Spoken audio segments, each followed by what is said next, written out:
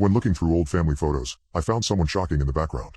Every year, my family would get a family photo taken. We would always go to the same place, the local park. We then all stand in front of the large oak tree and pose for that year's family photo. Every year, we would always ask our close family friend, Terry, to take the photo. It was our one tradition that we would follow every year as a family. We followed this tradition for over 15 years, but it ended abruptly. We used to be a family of 5 until both of my parents have since passed away. So, in terms of family, I don't really have any now since my siblings live far away. When my parents passed away, they left everything to us 3 kids and then we divided it up between each of us. Somehow, I ended up with all of the family photos that were taken throughout the years. Maybe I was missing my family or maybe I was feeling nostalgic, but whatever it was, I decided that I wanted to look through the old family photos and reminisce on years gone by. I went up to the old desk that is sitting inside of the small study room and opened the top drawer. Inside, there was a large pile of old papers that I hadn't been through for many years. I searched through the old bills and the old letters, looking for the photos that I knew I had placed in this drawer. I had to search through all of the paper, and at the bottom of the drawer sat the small stack of photographs of me and my family standing in front of the old oak tree. I gathered them up and closed the drawer, before heading out of the study and sitting in the armchair that is in my lounge room. I looked down at the photograph that was on top of the pile. I remembered that years ago I had placed the photos in chronological order, and so the photograph on top was the earliest one taken. I was about 3 in the photograph. My parents were both standing behind me and my brother Jake was next to me. Samantha was not born yet, so she didn't make an appearance in this edition of the family photo. I flicked through the photos, watching me and my brother grow older in each one and then seeing my sister making an appearance in the 4th photo. I then saw both me and my siblings grow into older kids, then teenagers, and just as I was beginning to look like a man, the photos ended. I knew why the photos ended there. It wasn't because we were getting too old for it. I knew it was because my parents would no longer be able to be in them, and I don't think us kids felt right about taking the photos if our parents would be absent from them. I continued looking at the last photo. I was looking at both of my parents in the images, looking back at their smiling faces. Smiling because they didn't yet know what would happen to the 2 of them. Then, something caught my eye. Behind the back of both my parents, between the branches of the old oak tree, a man was standing in the background, facing the camera and smiling. He was a very strange-looking man. He had long gray hair that hung around the side of his head, but he was balding on top. He was missing a number of teeth, and so his mouth was mostly a gaping black hole. His eyes, however, were probably the strangest thing. They almost appeared red, but that must have been because of the flash of the camera. I laughed a little bit to myself, thinking that we had been photobombed. I then finished flicking through all of the photos and so was back at the beginning. I was about to put the photos back in the drawer, but that's when I saw it again. I saw him again. The same man, standing in the same spot behind my parents. The man looked the same age as he did in the previous photo, even though this one was many years earlier.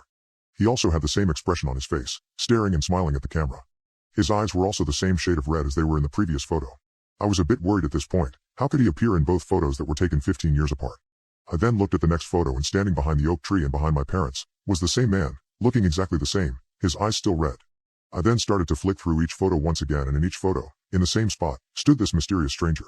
The more I looked, however, the more I began to think he wasn't smiling at the camera, but instead was laughing at my family standing there.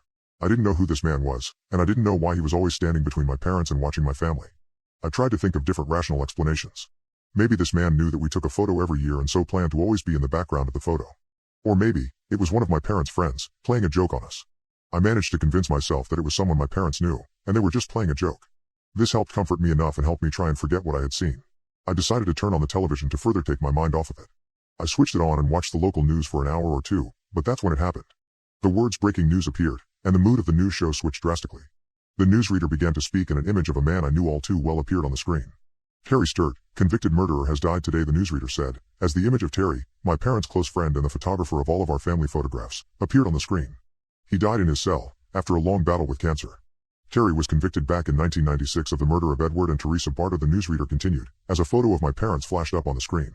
Terry Sturt has always maintained that he was innocent, and today, in a deathbed confession, he revealed who he believes is responsible for the death of what Terry calls his closest friends. Terry claims that the man responsible is a man by the name of Paul Randling. However, 7 News can reveal that Paul Randling had long since been dead before the murders of Edward and Teresa Barta took place.